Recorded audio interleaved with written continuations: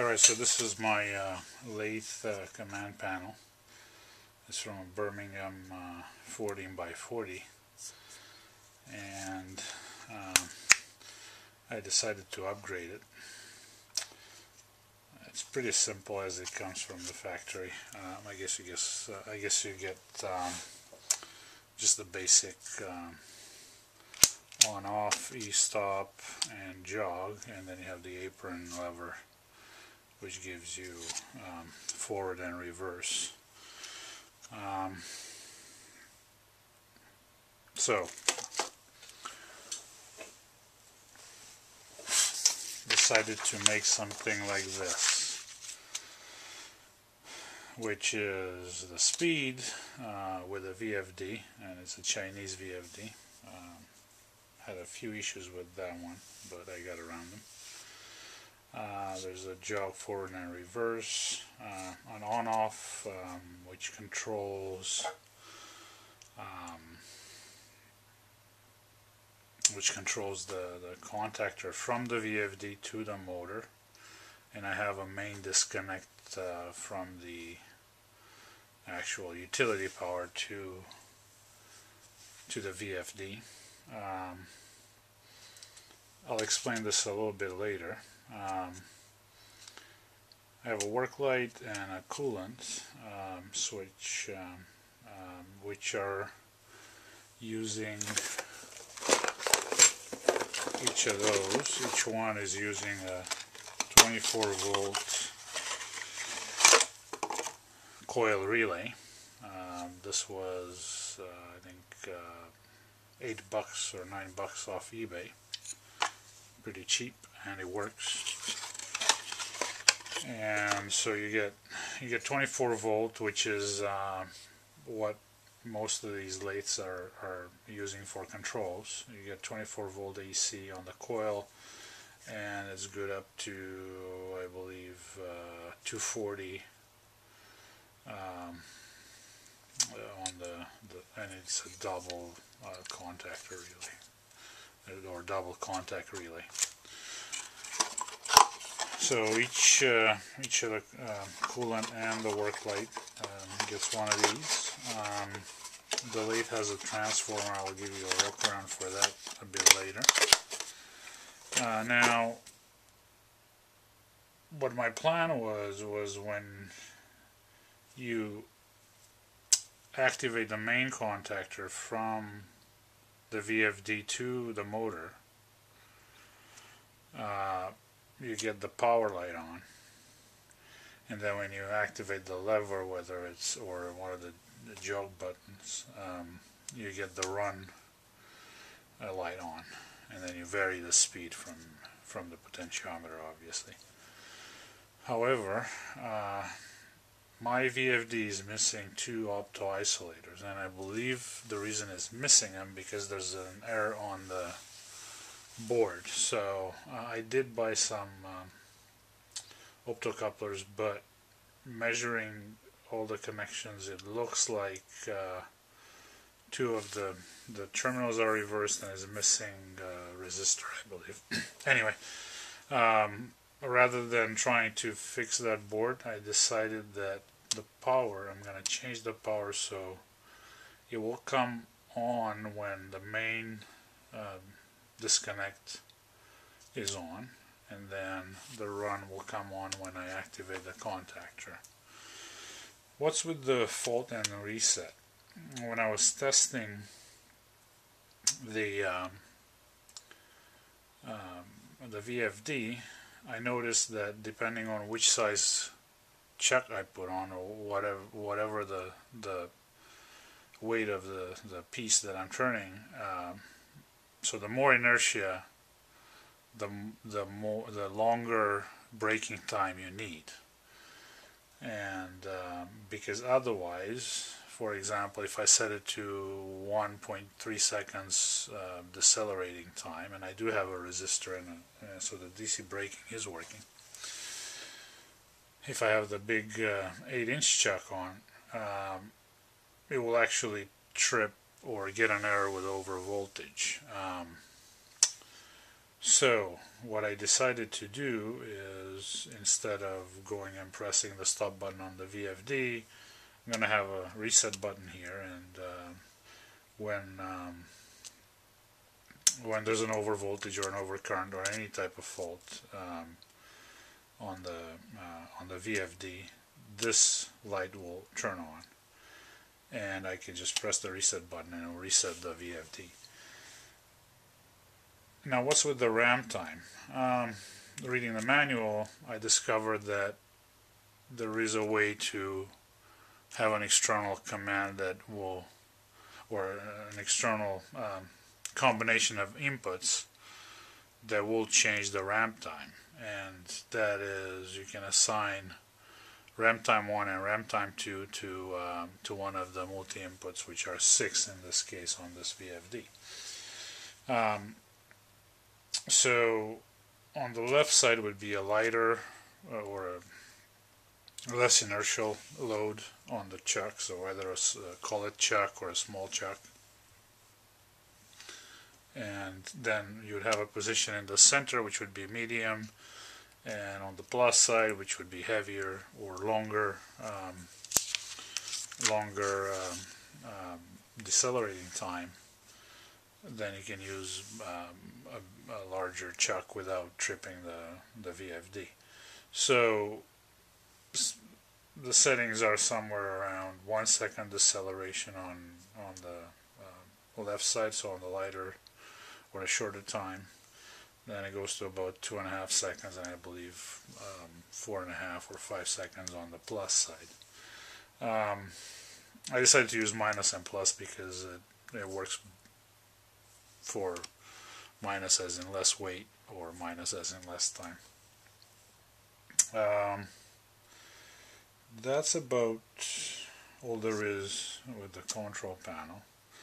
I might change it later on, but at this time, oh yeah, jog reverse and forward, because there aren't enough multi inputs.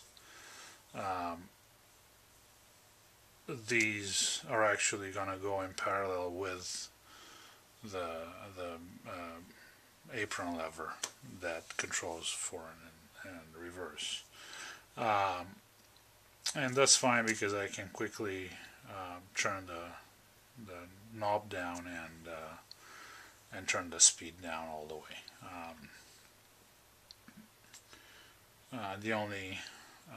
The only problem would be that you don't have the control, like you don't have individual control for jog on the accelerating and decelerating time. However, having this switch here, I can quickly turn it all the way to the left if I need shorter times, or all the way to the right if I need longer times, and that would work just fine. So it's an extra step, but that gives me 2 extra inputs basically.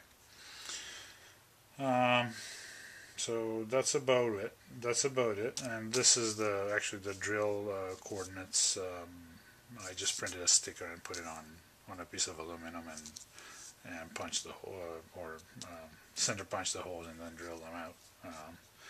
And I'll take it to the lathe and I'll show you the way it came out. Now, this is my connections diagram. It's not professionally made. It's just using a free PCB circuit design. I can't remember the name of it, but the lathe already had 8 wires that were going to the control panel and the apron, so I reused those, and I marked them with a square, and then I used an Ethernet cable with 8 wires for the low voltage side. So these are all 24 volt AC from the lathe transformer, and on the low voltage side, which is all digital, controls high-low on the VFD, I used just an Ethernet cable, as it doesn't take much current to drive those inputs. So those are marked with a circle. Basically the same thing. There are 8 wires here. There are 8 wires here. Um, and yeah, that's just about it. These are the two connector rails on the VFD for the inputs and outputs. And then I just had I wrote the actual parameters settings on here because I can never find them easily in the manual. So we'll oh yeah, and I used for the new control panel I just used a cheap $4 Chinese that you get off eBay, but they're actually really nice. And the same for the lamps and the switches. This style here. So I need to install one of them because this came later. They didn't have it in stock, so they shipped it later for me. Here's a close-up of the diagram. I don't know how well it comes out. This camera is not that great. And here's a close-up of the command panel as I designed it. And this is just printed off a PDF on plain paper. Here's the way the electrical panel turned out. I'm actually pretty pleased with it. I think it turned out pretty good. And this is the speed, the acceleration and deceleration levels. So longer, medium, shorter as the reset button, on off for the main contactor, the jog buttons, speed control, the run light, the power light. So that's gonna be when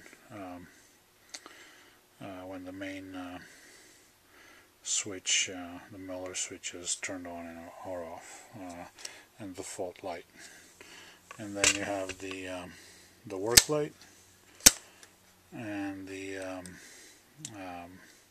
coolant, which has to be replaced because this one's just a fake button from, I had 2 of these, so I gotta put the other one that I showed you earlier.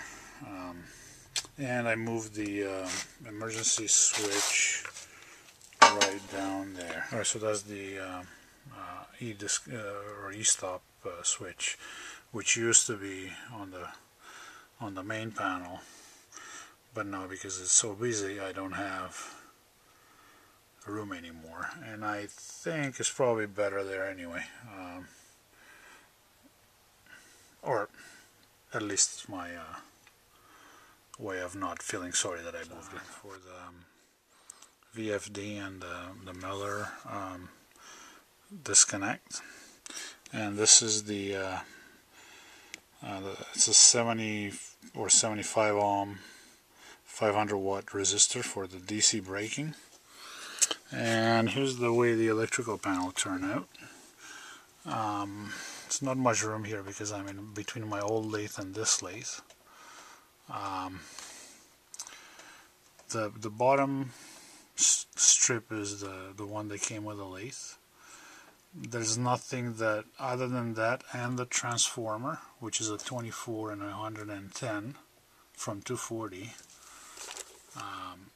Other than that transformer and the bottom strip, there's nothing in here that was original to the lathe.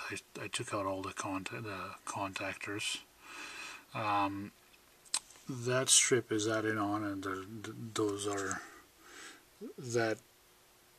all the VFD controls, as well as the left side of the bottom strip. They're all VFD controls. The right side is the actual the 100 and no, actually I'm lying. It's only the 24 volt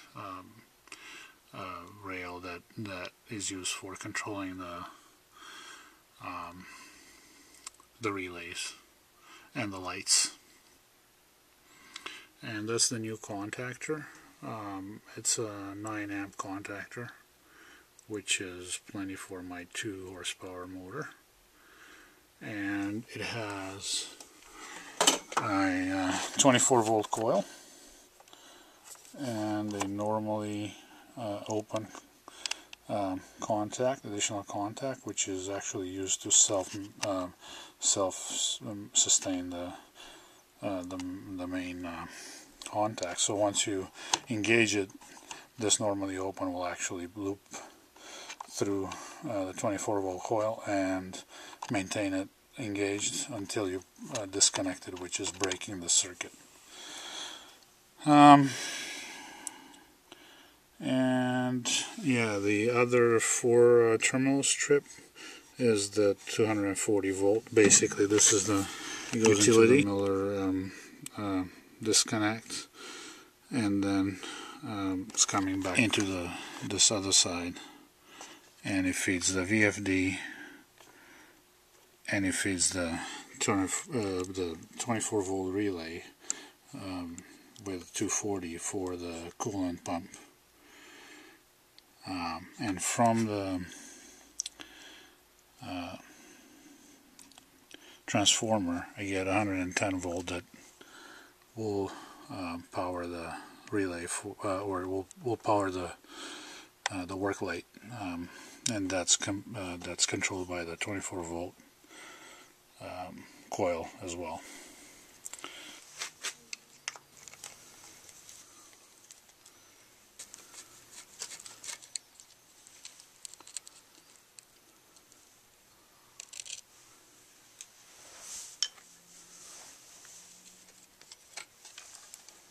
Alright, so this is my wiring job. I marked all the connections. What we need to do right now is I want this to come on when 24 volts come on, which is the power light with both 14 and 15. Alright, so we need to relabel this to 15. That's an AC 24 volt lamp. So that works with both. Actually, it's an AC-DC, so it works with both AC and DC. Alright, so what we need is 14 on one side of the run lamp, and 1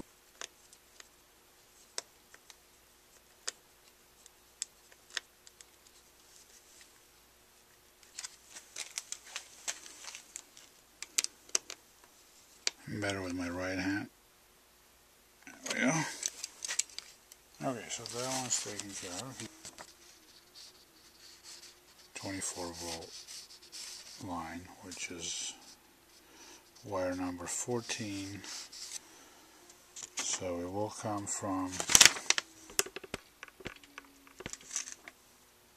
here. So it's going to run a wire from here all the way to the and probably to avoid cutting it in any of the sharp corners here, I might want to run it behind those switches there. And since that's a white wire, I'm going to use the same color.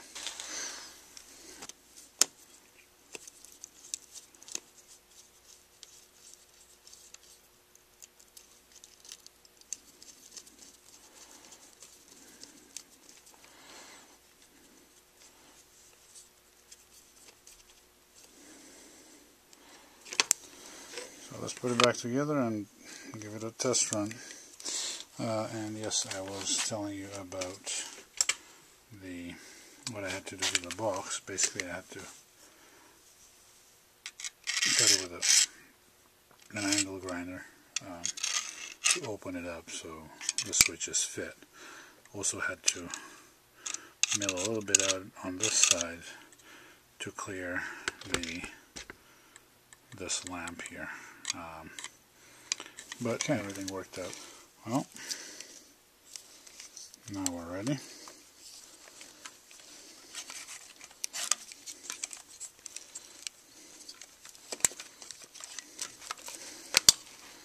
Okay. If you're wondering, I used number 632 screws. for no other reason than that's what I had on hand, and they are stainless.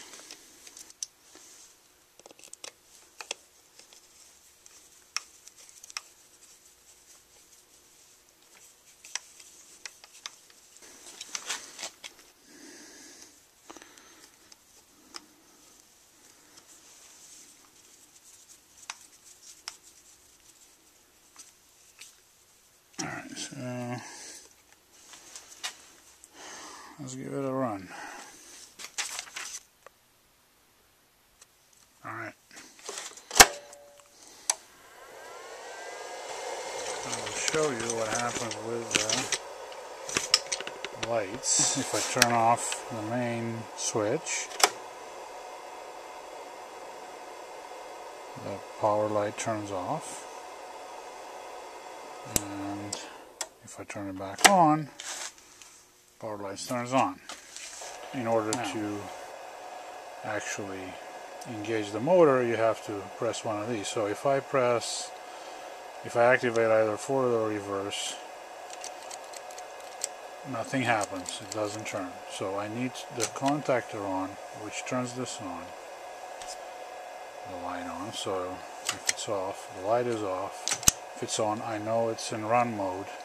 So now I can actually run the spindle. Now let's see, if I press this, I cannot run the VFD is still on, and I still have power to the transformer, so I can still use the work light, which right now is not hooked up, but listen to the relay.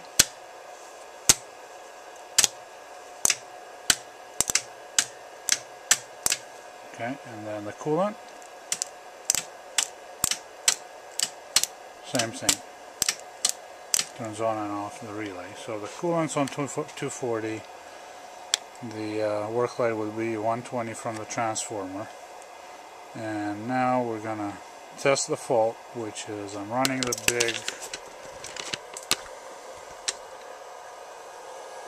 8-inch 6-jaw chuck, which is fairly heavy.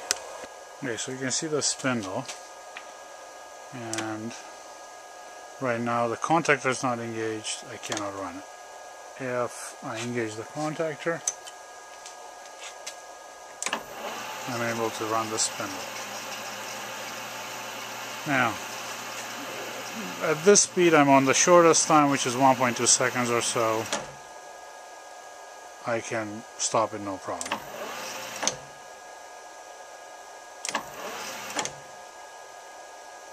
And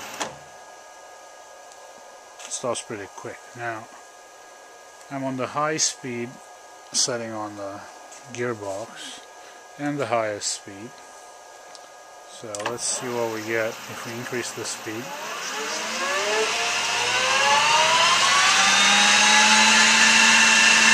That's about 2,000, I think.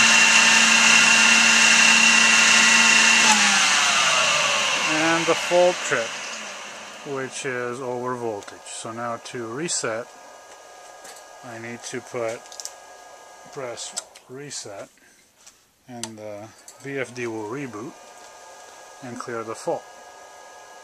Now, when the reset trips, or the fault trips, I set it on there's a relay on the VFD that has a normally closed and a normally open contact. On the normally closed, the self-sustaining contact on the contactor loops through the normally closed contact in the VFD relay. So if it detects a fault, it will break that circuit and the contactor will disconnect. So after I reset it, even though it's in run, or the lever is in forward position to turn the spindle, it will not come back on. So I need to reset the lever back to 0 and then engage the contactor. Now I'm in run mode. Now let's see what happens if I move the ramp time to medium long. So I'm going to put it on long. It will trip on medium at full RPM regardless. But the lower the RPM, you can use shorter stop time. So now we're back to maximum RPM. And let's see. It actually stops fine. So that's the whole point with this. I can put it on medium, reduce the speed about half, which is going to be, I think, 2.5 seconds or 3 seconds. I can't remember what I set it to. And this is probably, I'm at 60 hertz right now on high speed. And it's probably about, if I read it correctly, it should be about 1400 RPM. Let's see if I can stop it. And it can stop on medium. But even at that speed, which is about, anyway, it's 1400 versus 2000. If I put it on short time and spin it, it will trip. So inertia is too high, and I think these Chinese VFDs are notorious for that. And reset again. We need to re-engage the contactor. And then I can obviously run it again. I can change the deceleration time from here. And that's that. You can also control the forward and reverse here, and these two have to be reversed because when I press the down arrow it spins backwards. So that's oh yeah, and let me see if you can see that. You cannot. So the e-stop, basically what the e-stop does, cuts the power to the contactor, so the contactor is out, and it also cuts the sets the VFD in auto stop mode, or sorry, in emergency stop mode, and it cuts the power to the output of the VFD as well. So in order to reset from an e-stop, you have to reset the switch, which brings the VFD normal operation, and then re-engage the contactor. So right now, it doesn't matter what I do, I can't do anything. Re-engage the contactor. Now, one thing that I still need to do is I should not be able to engage the contactor if I have the lever in forward or reverse mode. So if I have a run command, it should not allow me to engage the contactor. What happens if I do? So let me disconnect that. I stop.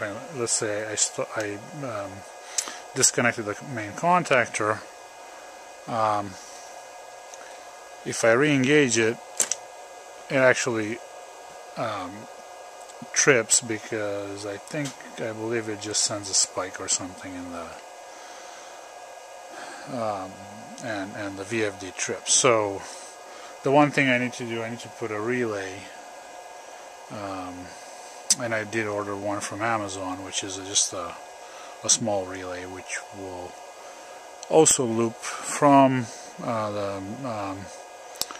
the fault relay on the VFD, will go into the control relay, which would be the one that would be normally closed, and it will allow me to engage this. Right now it won't because the fault is still on, so I need to reset that and then I can engage it. And that's the problem.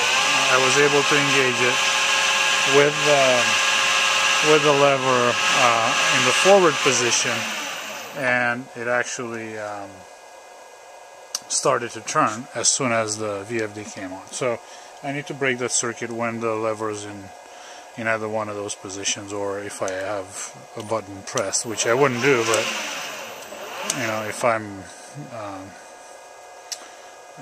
brain dead for some reason and it's, I'm pressing on both these buttons, if I have my hand on the chuck, it will break my fingers or something.